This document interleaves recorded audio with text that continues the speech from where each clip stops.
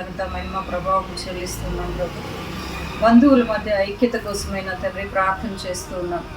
ఈ రోజుల్లో నా తండ్రి ప్రతి ఒక్కరి జీవితాల్లో నా తండ్రి పగ, ద్వేషము, అసూయ, కోపము, ప్రతీకారముతో రగిలిపోతున్న రోజులుగా మేము చూస్తూ ఉన్నాం ప్రభా.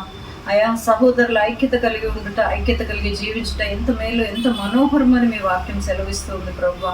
అటు రీతిగా నా తండ్రి ప్రతి ఒక్కరి మధ్య అటు ప్రేమను, అటు అనురాగాన్ని, అటు కనికరమును మీరు ఉంచమని ప్రార్థిస్తూ ఉన్నాం నాయన.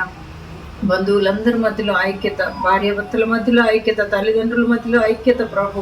ఆయా సహోదరుల మధ్యలో ఐక్యత నా తండ్రి మీరు విడుదల చేయమని ప్రార్థిస్తూ ఉన్నాం ప్రభా.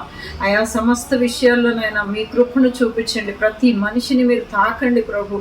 మీ ఆదరణతో నింపండి నా తండ్రి. మీ ప్రేమానురాగాలతో నింపండి, మీ కరుణతో నింపండి, మీ కనికరముతో నింపండి అని ప్రార్థిస్తూ ఉన్నాం ప్రభా. మీ ఆత్మాభిషేకంతో ప్రతి ఒక్కరిని దర్శించమని సర్వశక్తుడైన యేసు నామములో అడిగి వేడుకొని పొంది ఉన్నాము తండ్రి. ఆమేన్.